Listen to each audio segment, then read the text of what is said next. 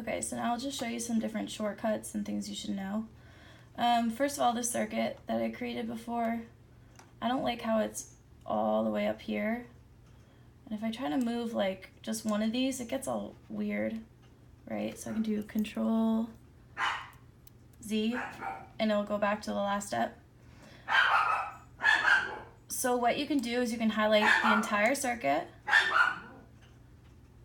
and then you can just see how all of these shapes carry through. This is showing you where you're going to move it to. So now I can move it over here. And then if I want to go down to the screen, if I use the roller to go in and out, it just zooms in and out. So remember, you have to press down on the mouse button 3, and that's how you can adjust it. Now I want to just click so I'm not on that anymore. Let's make the circuit a little bigger. So you'll see you can move this over. You can move like any component over, really. I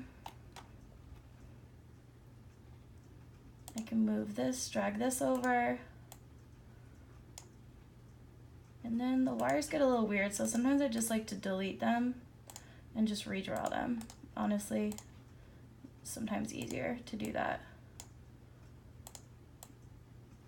So I'm moving this over. See how the wire, they just get weird. So we just delete them. And let's delete this because we want to make it as simple as possible. So now this, I don't like this either. So notice you can just pick up any of these nodes and just move them. Go here, connect the wire, here. See, that looks much better. Nope. And then we're gonna connect the voltmeter in parallel, right? And then another thing you can do, all these black wires, that's fine, but as it gets more complicated, you want your wires to really stick out. So if you're like me and you like to color code, you can go to options and you go to sheet properties. And under this colors tab, you can click on wire. I like to have my wire purple. And you can also change like the thickness of the wire. So that you do here under wiring. And I make mine nice and thick so you can see it, and press apply. It makes it easier to see. So maybe I don't want this to say V1. Sorry, my dog's barking. Maybe I don't want this to say V1. I can go to properties. Under display, if you go to label, ref des, whatever is under ref des is going to be displayed there. So I can unclick it, press OK. If I wanted to change it, I could change it to anything I want.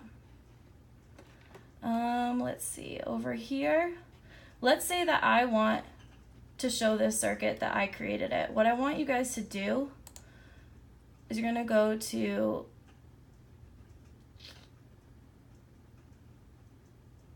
edit or place, text, and then you can make a text box. So let's just write Miss Morris, September 24th, 2018. Now, if I can put this like anywhere, like in the circuit. So then, if I take a screenshot of this, you know that I made it and I didn't just steal it from someone.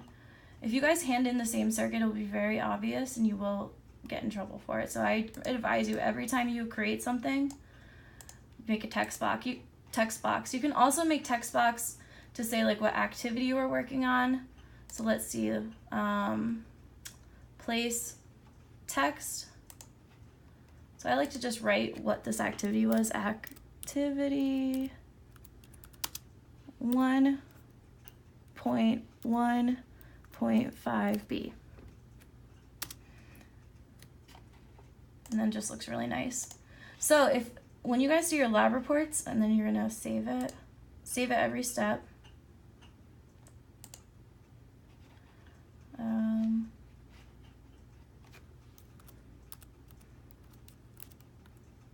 I like to save it by the activity number 1.5b.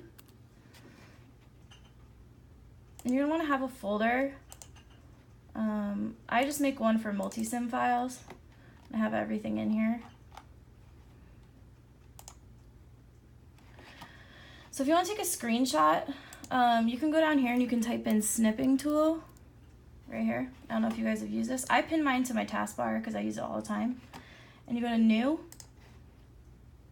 and then you get this X crosshair thing, and you push down and you drag it, and there you take a snip, and you can go to edit, copy, and then when you're in a Word document, so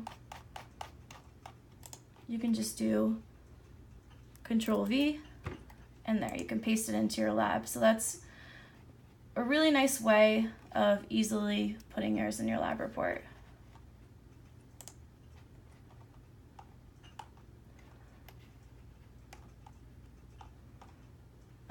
So those are just some tricks that should help you guys.